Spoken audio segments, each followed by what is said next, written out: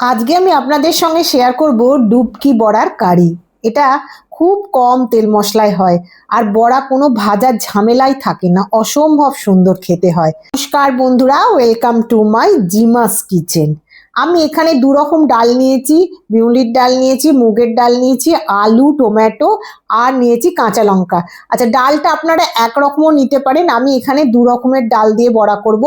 সামান্য পরিমাণে লবণ দিয়ে খুব ভালো করে ফেটিয়ে নেবো। বিউলির ডালটাও খুব ভালো করে ফেটাতে হবে এবং মুগের ডালটাও খুব ভালো করে ফেটাতে হবে।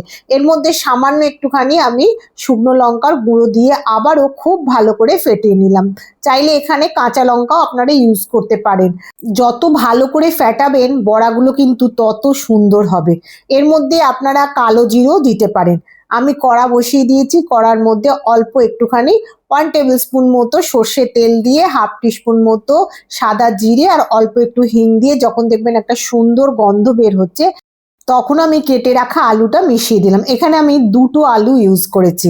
এবার আলুটা গ্যাসের ফ্লেমটা কম করে দিয়ে বেশ ভালো করে নাড়াচাড়া করে কিছুক্ষণের জন্য ভেজে নেবো। খুব বেশি যে ভাজতে হবে তার কিন্তু কোনো না। এর মধ্যে আমি দিয়ে দিলাম একটা কাঁচা লঙ্কা ফাটিয়ে, কাঁচা লঙ্কাটা আমি আগে দিতে ভুলে গেছিলাম, আর তেজপাতা দিয়ে খুব ভালো করে নাড়াচাড়া করে আমি আলুটা একটুখানি হালকা ভেজে নিয়ে 1 টেবিল স্পুন মতো আদা বাটা দিয়ে দিলাম। আদা দিয়েও একটুখানি নাড়াচাড়া করার পরে অল্প একটু জল দিয়ে দিলাম, না হলে ওটা তলা লেগে যাবে, পুড়ে যাবে। গ্যাসের ফ্লেমটা কিন্তু কম করেই রেখে দিয়েছি। যখন আদার সঙ্গে আলুটা মিক্সড হয়ে যাবে তখন আমি এরপরে এক এক করে মশলা দিতে থাকবো। দিয়ে দিলাম হাফ টিস্পুন মতো হলুদ গুঁড়ো, হাফ টিস্পুন লঙ্কা গুঁড়ো, হাফ টিস্পুন জিরে গুঁড়ো, হাফ টিস্পুন ধনে গুঁড়ো আর হাফ টিস্পুনের একটু বেশি কাশ্মীরি লঙ্কার গুঁড়ো দিয়ে খুব ভালো করে গ্যাসের ফ্লেমটা কম করে আমি এটাকে কষাতে থাকবো।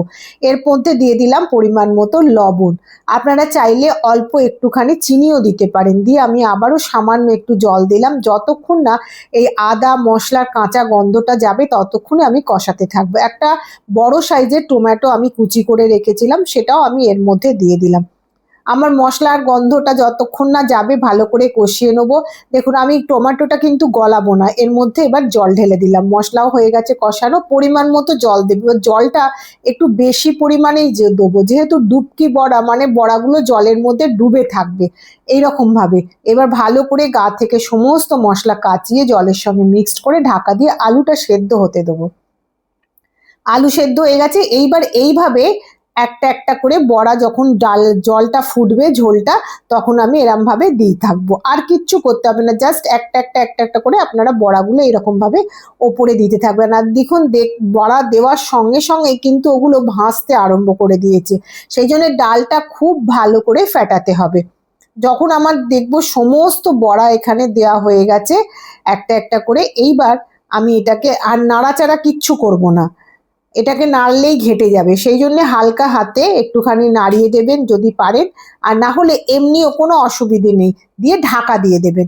মিনিট 5 পর খুলে দেখবেন আপনার বড়াগুলো মোটামুটি রেডি।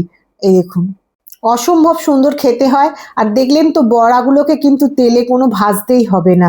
এই যখন একটা একটা করে বড়া আমি তুলে দেখিয়ে দিচ্ছি।